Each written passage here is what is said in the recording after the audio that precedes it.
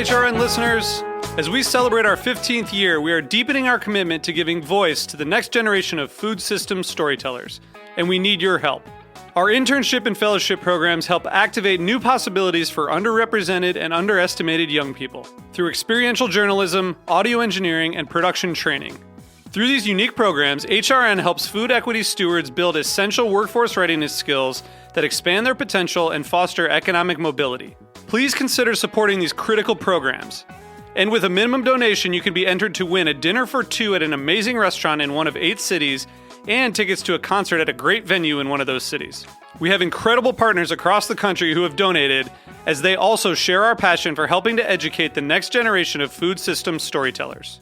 Check out heritageradionetwork.org/15 to donate and enter to win today. That's heritageradionetwork.org/15 to donate and enter to win today. And make sure you donate before March 31st.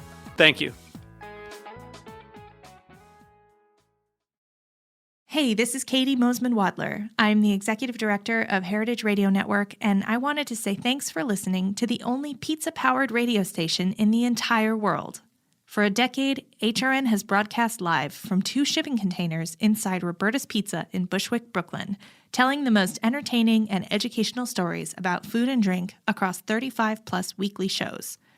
HRN has made it this far thanks to the support of listeners like you. If you like what you hear, show us some love by going to heritageradionetwork.org/donate. With your help, HRN will be able to keep the lights on, the mics hot, and the pizza coming for the next 10 years of food radio. All right, welcome to the Grape Nation for Heritage Radio Network on tour. I'm Sam Ben-Ruby, host of the Grape Nation. We are in Seattle at Taste Washington at the Grand Tasting. It's a food and wine lovers wonderland celebrating Washington State.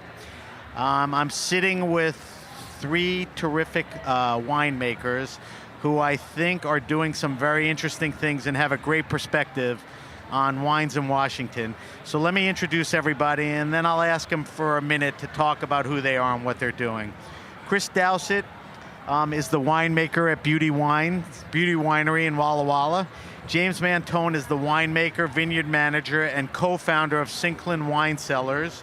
And Nate Reddy, who happens to be a master sommelier, you work that hard even though you don't, is the co-owner, proprietor of Hayu Farms in the Hood River Valley. So thank you guys for joining us on the Grape Nation. Let's go around the horn quickly. Chris, just tell us a little about who you are and tell me about the winery so it just frames it up for everybody. Yeah, Nina Beauty founded the winery back in 2000. She was coming out of Whitman and looking to start a small winery that she wanted to do a couple kind of vineyard-specific blends, and I came on in 2009, and we make about 6 different wines from fruit we buy, and then from our estate vineyard down in the Rocks District also. So you're celebrating your 10th year. Yeah, wow, that creeps up on you. Yeah, right. I'm celebrating a lot of years. There you go. Nate, welcome back to the Grape Nation. I had Nate on during Raw Wine Week with Isabel, and we didn't have enough time, so I thought, while we were here, it would be good to grab you. Just tell everybody a little about who you are and what's going on. Yeah, so I started in retail in the 90s in Los Angeles, and then worked at restaurants, a French Laundry, and then Frasca. Left there in 2006 to learn more about winemaking. Worked in California and Italy, and then for a long time with Maggie Harrison at Antica Terra. And then I founded our farm in 2010 with my partner China. And it's sort of a project about permaculture and wild farming and biodynamics. Which we're going to talk about. All right, James, you ready? Sure. Go ahead. So my wife and I started Syncline Winery in 1999, so this is our 20th year with the winery. We started with the intention of exploring Rhone varieties in Washington, but we're located in the Columbia Gorge, and we've been, over the years, pulling back into the gorge where we have our estate vineyards we're developing, farming biodynamically, and kind of exploring the gorge in general as a more exciting area for us. Right. So, Chris, you're making wines in Walla Walla, and we'll get to that. But Nate and James, let's Chris talk. also makes wine in the gorge. What? Chris also makes wine in the gorge. Well, I get that bring wrong? some fruit from the gorge Okay, back to so Walla Walla. Yeah. technically, you straighten me out. That's fine. And Chris actually has a family vineyard in the gorge. Right. So there's my screw. But what I don't know if you could say that, where you guys are, the gorge and all that is, the newest wine region or whatever. But tell people about what's going on down there, James. I mean, you haven't been making wine down there forever. The gorge actually has quite a history of making wine. The old vineyard, there's an old vineyard that was probably planted in the mid to late 1800s outside of the Dalles. So there's a history of it, and there are some fallow pre-Prohibition vineyards scattered throughout the area.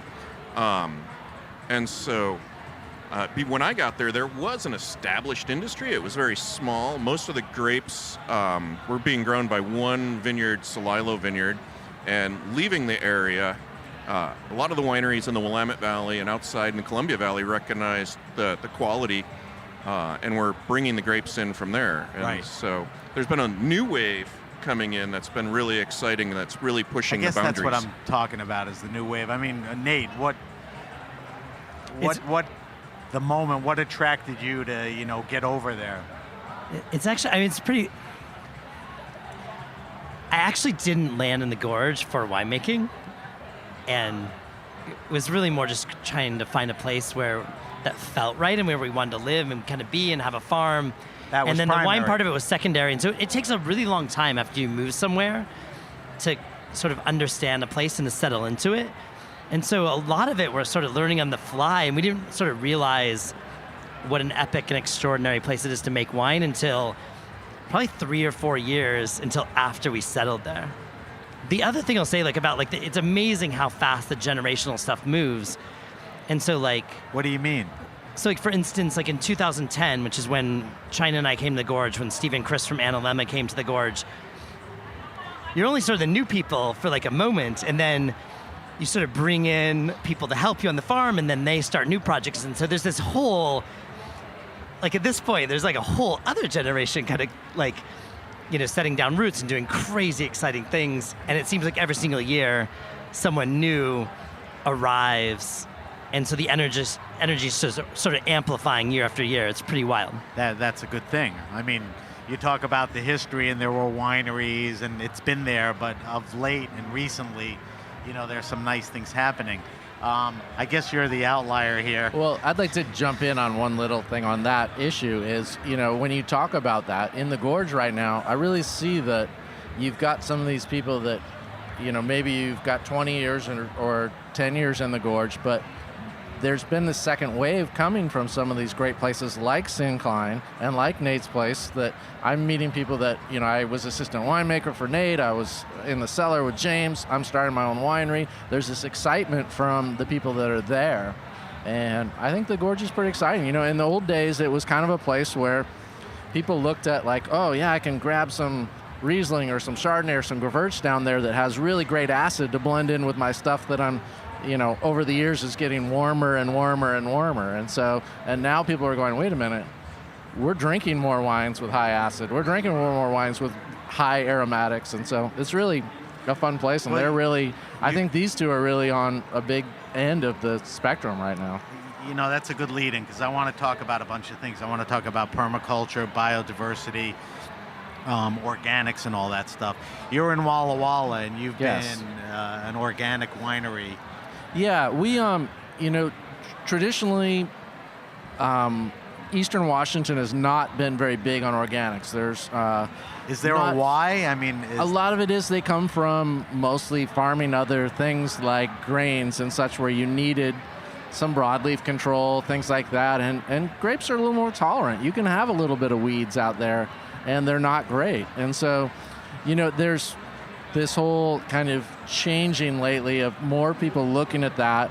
And for us, Nina had 2 young kids, and she was like, if we're going to have a vineyard, I'm going to have those kids out there eating grapes. I want to work with people that are as interested as possible in keeping things clean, safe, whatever. So we have a couple growers that grow organically for us, a couple that are just kind of sustainable, and some are live. And it's a little bit of training.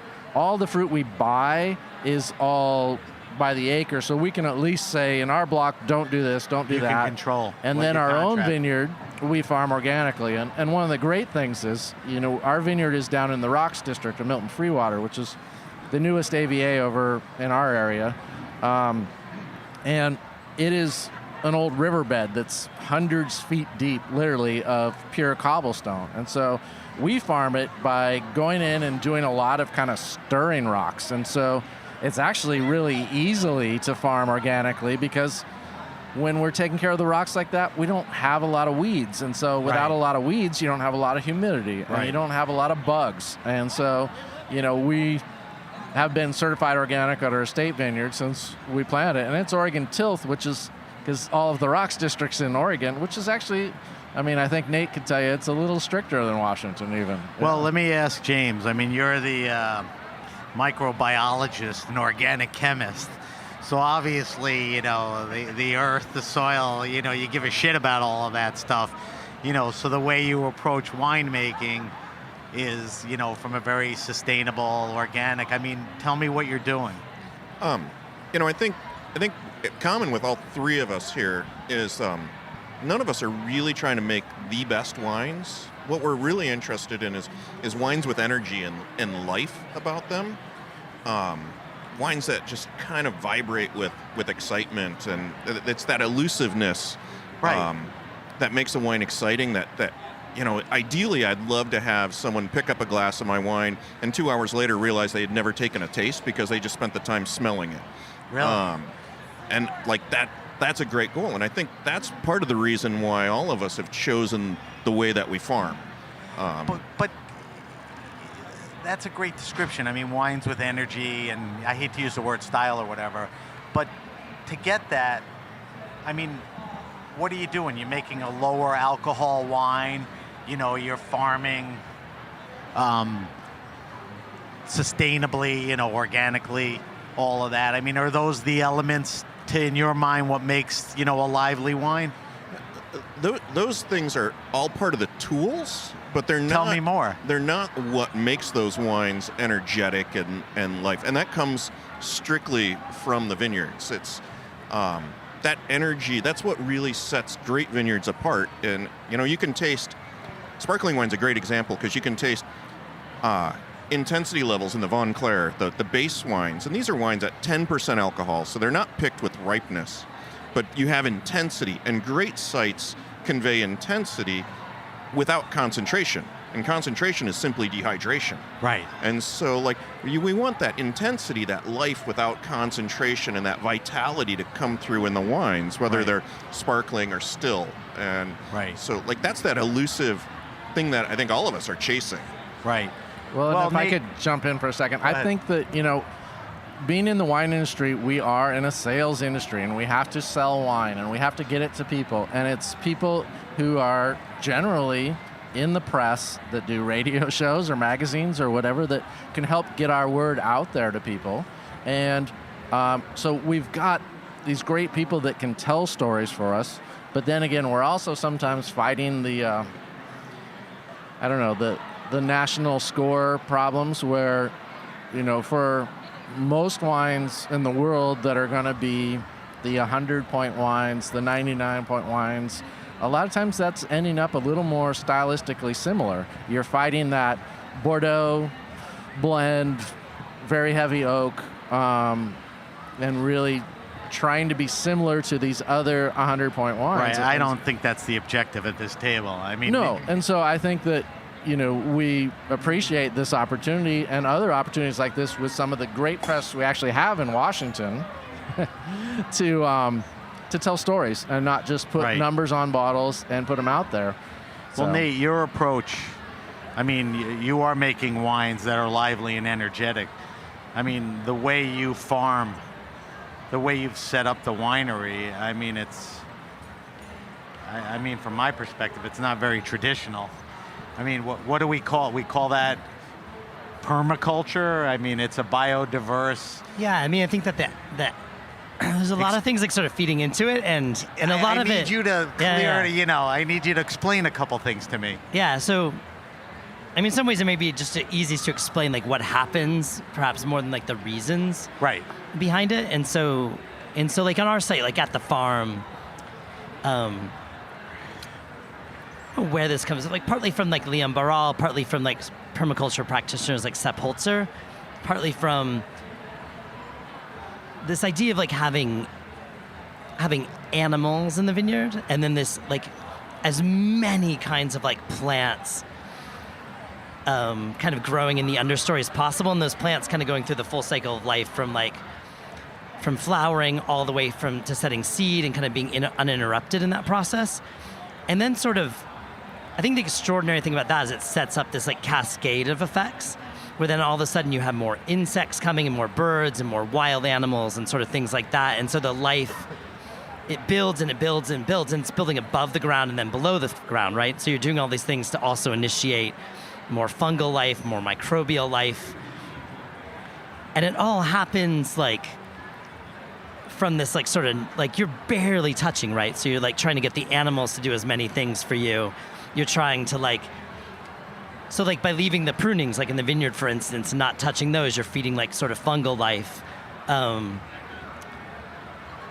And so it's like you're not doing, but then you're like providing this thing that sort of initiates like this fuel for like, that attracts things to like, So, and then you're carrying it. And this is the thing is like and this all relates to like lifestyle and like sort of cultural like practice like as well. And so like the big part about it for us was that it's like, you sort of determine like the way you want to live, the space you want to live in, like what you think beauty is, what you think, and then you let that sort of, you just kind of unleash that and let that go throughout the process. And then for me, like, there's no, like to like separate viticulture and winemaking is just sort of like completely arbitrary and silly. And so for us, like, there's really no difference between the farming process and the cellar process. So you're doing the same thing in the cellar that you're doing in the winery, right? And so same approach. it's like the same approach feel, yeah. and like the same mentality. So you're trying to encourage microbial life. You're trying to allow those things to kind of do their thing, like in an uninhibited kind of way. And you're trying to like touch, like when you're touching the wine, you try to touch in the same way that you would touch the plants, like i.e. not very much. So you would do, like cap management would happen in the same way that we treat the understory. So there's no sort of mowing and tilling. There might be a little bit of scything, same way. And like the fermenters, you're really gently foot tread, but no more. There's no pump overs. There's none of these sort of like deep extraction sort of. And so you like kind of just let the grapes like sort of gradually just do what they're going to do, like in the ferment. Anyway. So it sounds like, and James, let me know on this too. It sounds like you do nothing, but you do what you have to make that environment. Yeah, you're not. Of course, you're not intervening. I mean, everyone always says does nothing, and you're never doing nothing, right? But what you're trying, Well, no, it's all I about didn't like mean, that's what I didn't mean. But you're it's not all doing about, any of the things. You're really trying to like, you're trying to allow for an environment that's hospitable to like as many different life forms as possible, both in the cellar and in the vineyard. And then you're trying to like, it's not like a trying, you're just, What it you is. end up at like these places of like harmony between like all those different life forms and of like stability of those environments. And that's like it's a cultural situation, right? It's a culture of like all these different microbes and peoples and whatever. And hopefully that culture results in a thing that gives you and the people that live there and then the people that come to experience it like pleasure and beauty and but it's this idea of and to me there's all this crazy thing about wine. I'm always thinking about wine in terms of like ethics these days, right? Right. And so you're trying to create this situation where as many things have a home together and can live together as possible. And then also in terms of the way then people appreciate the wines in the world, you're trying to put out these wines that express a lot of diversity so that then people can kind of come to terms with that and experience it. It might be challenging at first, but then in kind of coming terms, these like strange and unusual flavors leads to like this place of like great pleasure. Right. So James, you agree with that? I mean, obviously that's the environment that you want to be in when you're making the wines. I agree. I think that there's also like that recognition that you have to not force your will on a place. What do you And mean? So, like, I know Nate farms Hood River Valley and Eastern Columbia Gorge, two very different climates. And he doesn't farm those two areas the same. And it's very much having the humility to step back and listen to what the vineyard is telling you it should do, and culturing it. It's very like it's a cliche to say like raising children, but in some aspects it is. It's like you have to direct it in the right directions, but also have the humility to realize like not to impose your will on it. But that's your approach too, right? But I mean, is that- obviously, your property, here's not what I want to do, but here's how and what should be done the right way for the wines. Yeah, I mean, we're making wine, so that at some point we're definitely imposing our direction Right. on what's going on. Right. But it is very much, in our aspect, we didn't rip the soil, we didn't cultivate the soil, we left the biodiversity in place. And for me, like, that's, how can a site be distinctive if you go in and homogenize the soil and amend it so that it fits this Right. criteria of the university, and then pretty soon, yeah, you're making good wine, but it tastes like everybody else's wine that did that, and Yeah. you're not really Right. like what I'm That's a interested very in key point. is pursuing that uniqueness, that individuality, that energy, that life that in our area took 10,000 years to develop. And, Right. and to be fair, like there's essentially you would like encounter normally like two different types of these sites. So James is incredibly lucky that he's working with essentially like a pristine site with the geology that's been completely like undisturbed, and is one of the first people to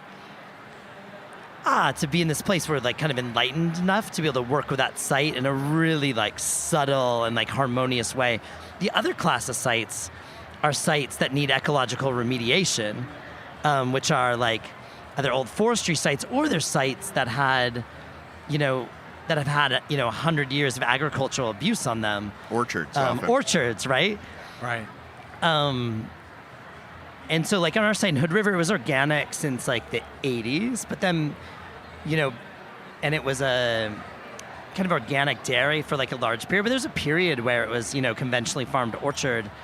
And so, like in those sites and in other kind of sites, you started performing like an entirely different function where all that had already been lost, Right. and you're trying to reclaim it. Is an interesting thing. Right, which doesn't happen overnight. Now, Chris, I think one of the common threads at the table is, I've sat down with a bunch of people today and they make very singular wines, the Cab, the Merlot, Cab, Little Merlot. I think all you guys blend wines because that's what you do. I mean, you have all these you have all these opportunities to do that with all these grapes growing. I mean, is that fair to say, that blending? Yeah, that's a really big part of what we do at Beauty.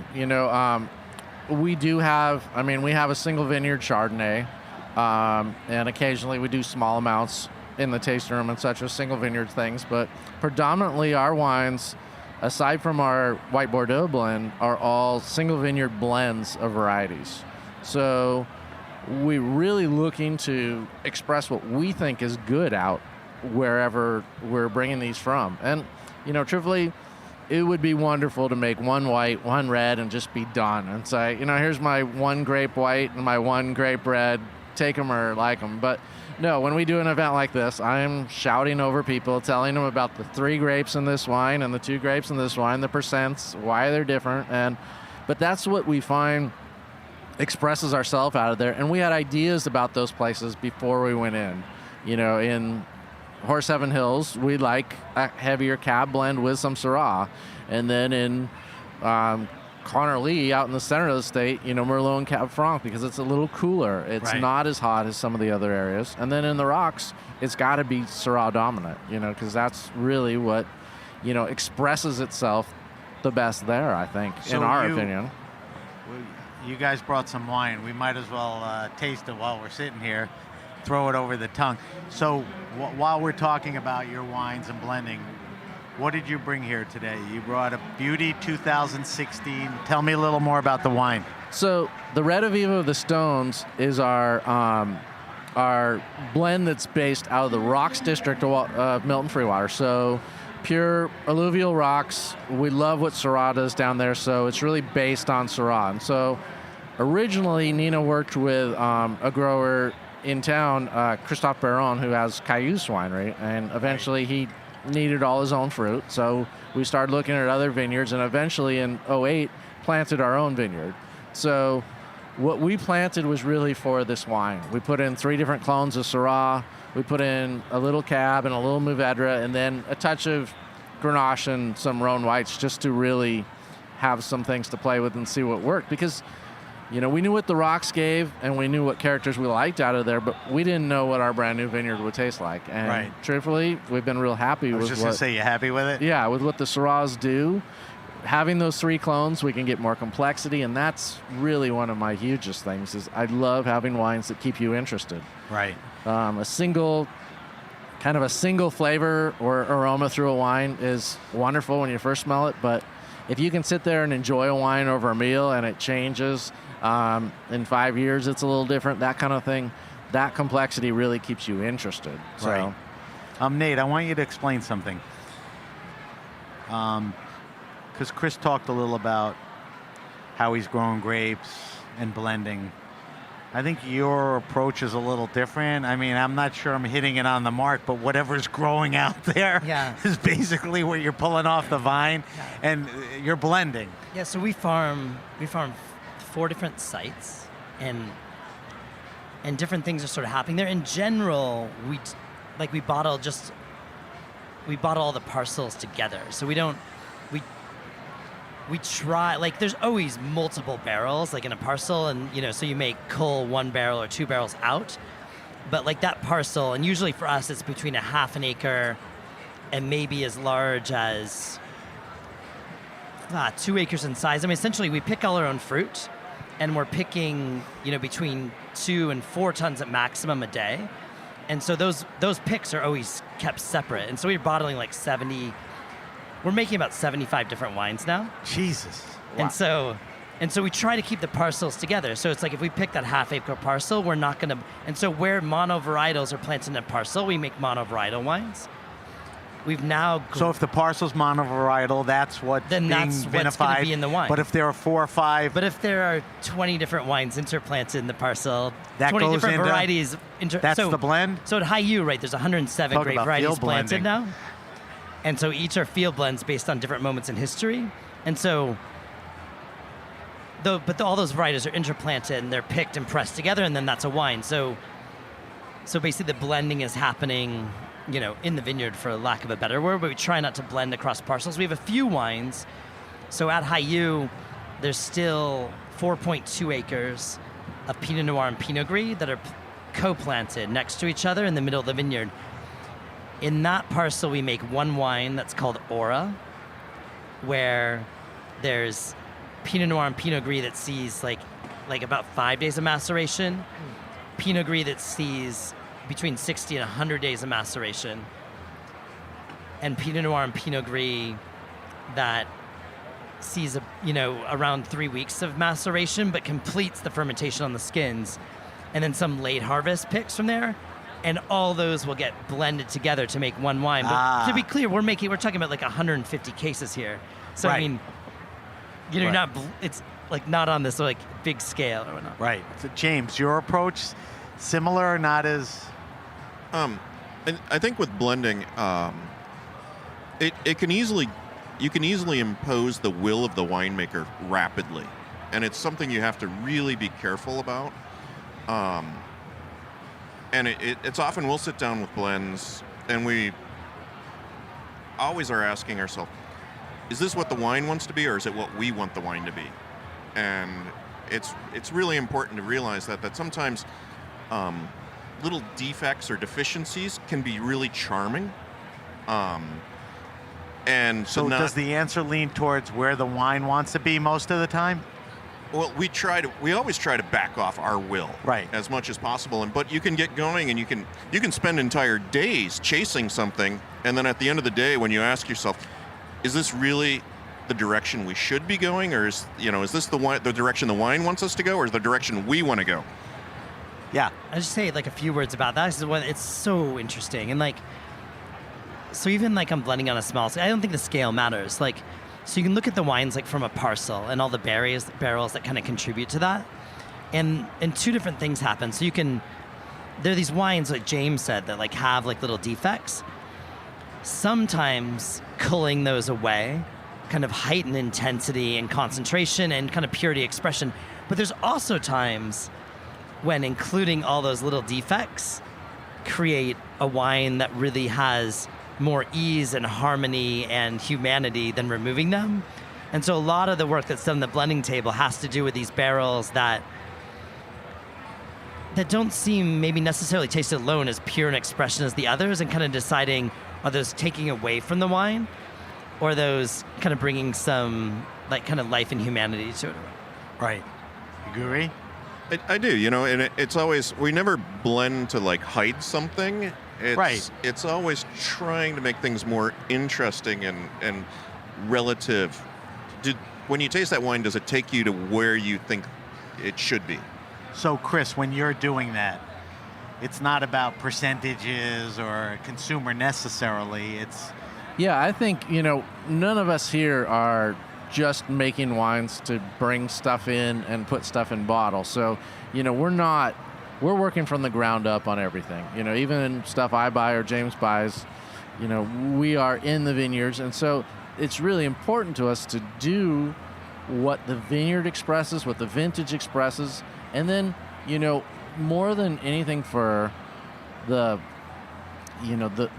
winemaker's will expressing on, you have to do that when you get down to that final blend, because you are blending, so you're putting some will into it, but you have to go in and say, you often have that wine, you go, boy, that's a crowd favorite right there, but I'm not sure that's the wine we want.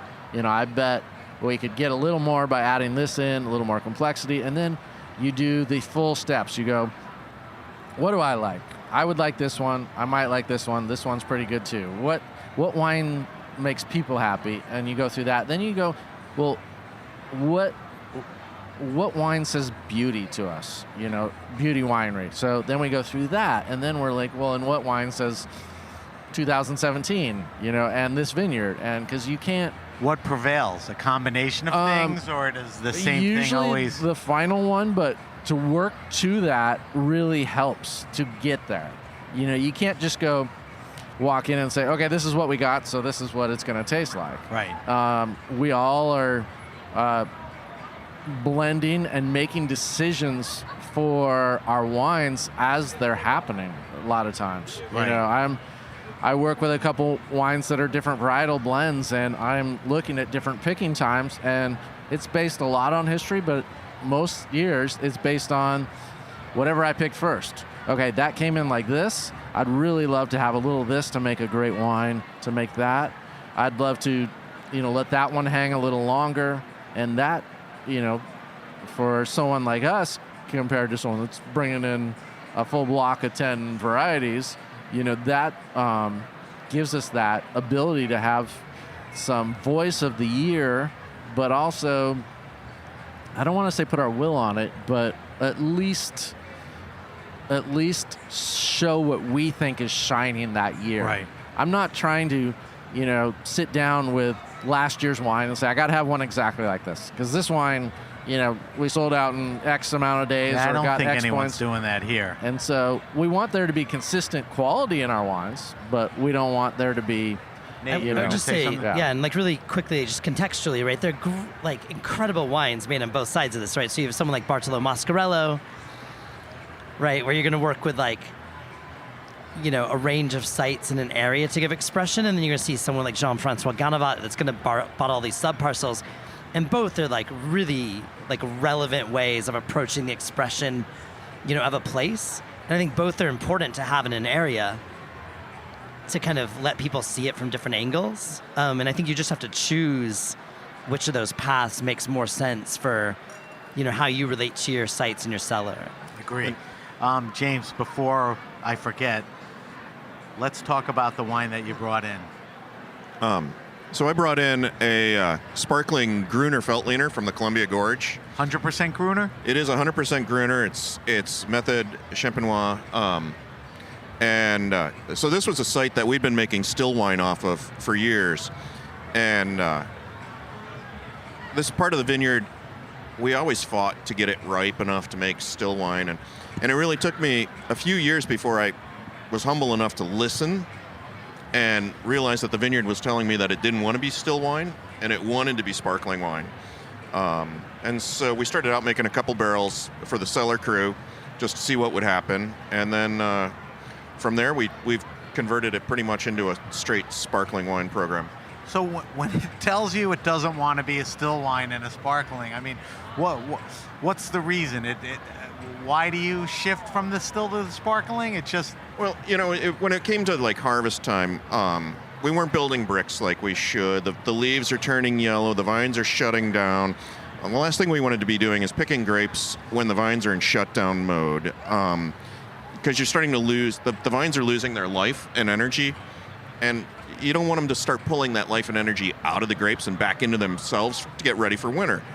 And instead, it's like we want to pick them when they're at their peak expression, that energy. You want that. And I think like Underwood, where we grow these grapes, the acids come across, well, they're high, but the high acid's not just the ticket. The acids hit your tongue, and they almost kind of like vibrate. Right. Because you can always get high acid by adding acid in the tank or whatever, and it never conveys that vibrational energy that you get from natural acidity. So how much sparkling are you making? Is this it or you're... No, we're making almost 1,000 cases of sparkling wine now. Interesting. Let me ask you a question. I don't know if you have to or want to, but how do you create awareness for the wines? I mean, I know, Nate, you've gotten some pretty good write-ups, and you've been in New York.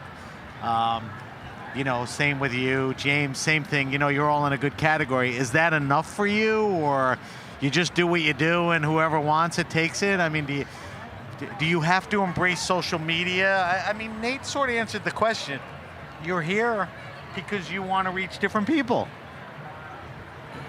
Yeah, I mean, listen, I think any of us would be lying. It's a business. If that part, it isn't. No, and it's a business because, nothing that we do, none of this life that's so amazing and all the things that happen is possible if you can't pay the bills. Then it's over, right? And that's, would be incredibly sad.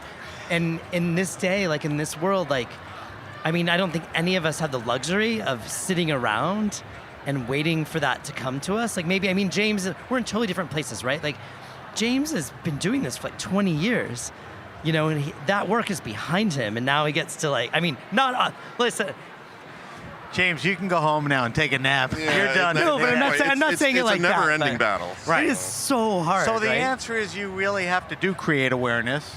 If you're not making a lot of wine, it's not like you have to push so hard and sell it, but you want to make sure, people understand what you're doing, right? Even for a little bit of wine, it's a lot. You have to work hard. But it definitely is. I see it all the time. You go into a shop of places that you've been for years, and you're talking to them. They're like, "Oh yeah, we just love your wines. We love your wines. We just can't get enough of them." You look around, they're not on the shelf, and you're like, "Well, that's why." Yeah, because you become kind of a favorite, and they're looking to see what's new sometimes, and so you got to keep reminding people. So is social media a play that's important, or not necessarily?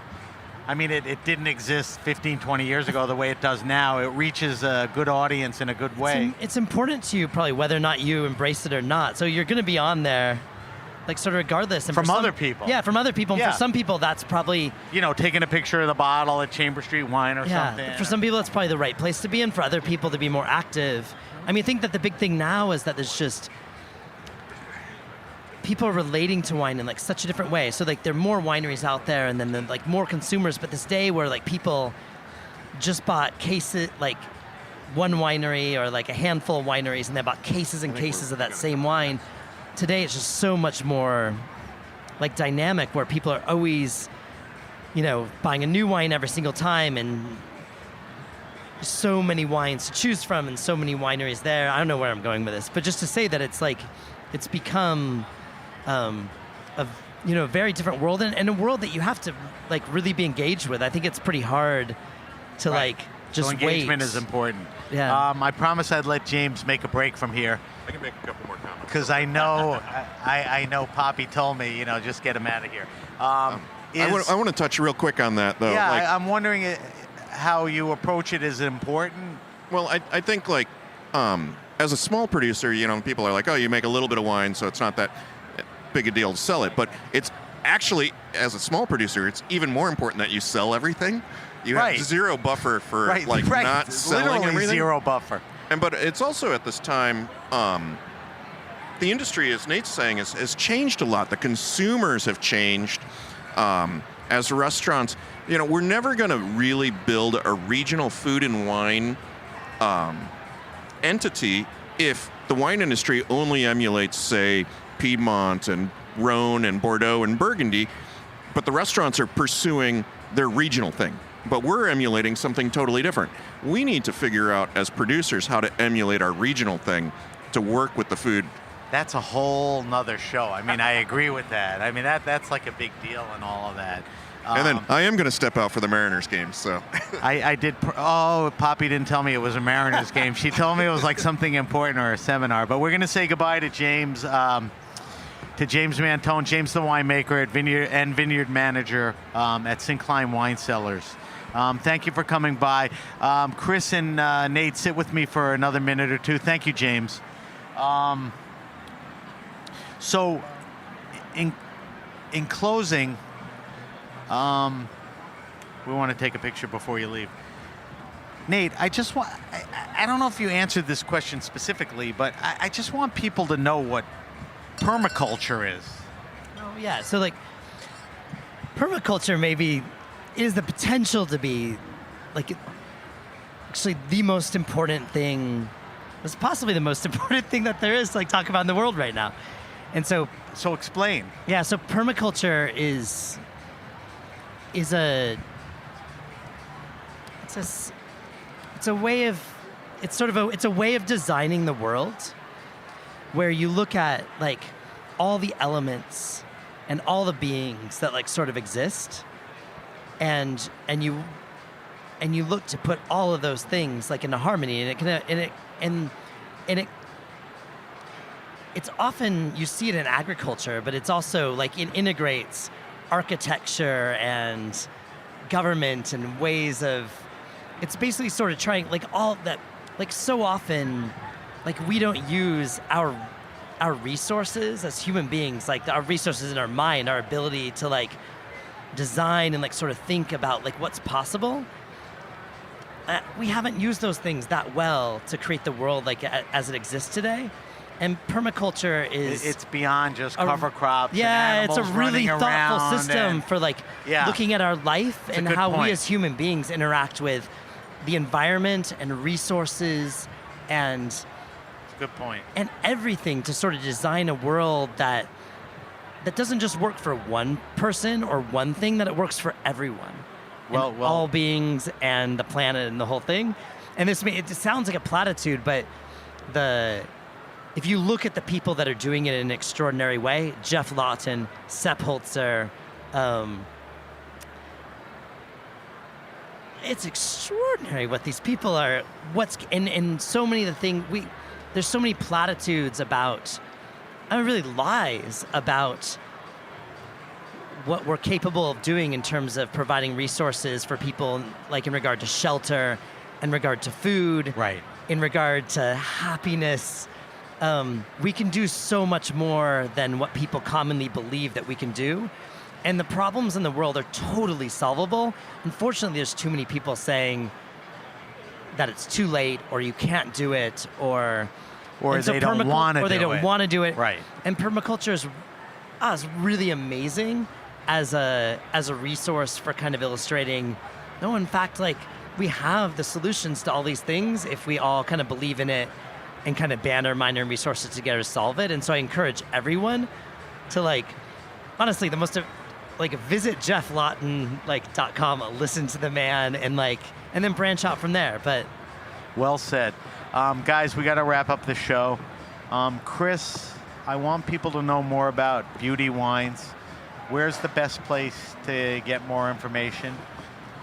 We are located in the airport district out at Walla Walla. So we have a great website that's got a lot of information. Give me the address. It's www.beautywinery.com. B-U-T-Y Yes, spelled dot com. B-U-T-Y. 'Cause booty could be B-O-O-T-Y, Yeah, so okay? that's Nina's last name, and it's a great site with lots of information. You can get tasting notes, you can get stuff on Nina and I, you can get things about the background of the winery and the vineyards. And so, I think if you start there, you can usually get some jump-off points pretty well. Right, The you Walla could Walla buy Wine Alliance, wine the on the side Washington and Wine all. Commission, Right. those are good for all of us in the area. And then, as you go to other areas like the Gorge, there's wine alliances there too. So, Thank you. Nate, if people want to know more about Hayu Farms, where do they go? so there've been a couple amazing articles. There's been a lot of great So articles. one by here. Catherine Cole in 750, and then recently in Pipette magazine that Michael Alberti wrote. Their third edition. Yeah, It's a fairly first edition of You the new were in the Pipette. first one? Yeah. Oh, okay. So that's I think, an amazing place You to like find the out way they about it. covered everything. Yeah, Okay. Michael wrote it. It's amazing. And then we've updated the website, and so it has a little more Thank relevant God, information because now. I mean, it's like, am I not hitting the right Yeah, thing no, to no, get no. more info? So if you or go to what? HiUWineFarm.com right now, Oh, and go to- H-I-Y-U. and then go to the vineyard section, then there's quite a lot about Okay. the farming systems there now and the different sites we work with. And then you could just visit us in the winery in Hood River. So people can come and visit? Yeah, so there's actually a kitchen in the winery. Smock shop? Hayu. Hayu. So if you go to the Hayu website, you can make reservations for tastings and tours and dinners and lunches. And so the biggest part of what we do is like this sort of culinary thing where it sort of brings everything full circle, and where we serve the food that we're growing and the wines, but also talk about sort of the community that comes from around. I all think that. you really need to go to the site, because there's a lot of that going on. I mean, we talked about a lot about what you're doing and all that, but when you get there, there's some interesting things. So I encourage people to go to the site. All right, I want to thank everybody. I want to thank James Mantone, who bolted out on us to go to a Mariners game from Syncline Winery. I want to thank Chris Dowsett, who is the winemaker, working with Nina Beauty at Beauty Wines. And I want to thank Nate for coming back. Nate Reddy for sitting with us from Hayu Farms. Did we give the web address? Did we say HayuFarms.com? www.HiUWineFarm.com. All right. Thank you, guys. Thank you for joining us on the Grape Nation on the Heritage Radio Network. We were at Taste Washington and Visit Seattle for making this coverage possible. Thank you guys again, and we'll see you soon. Bye.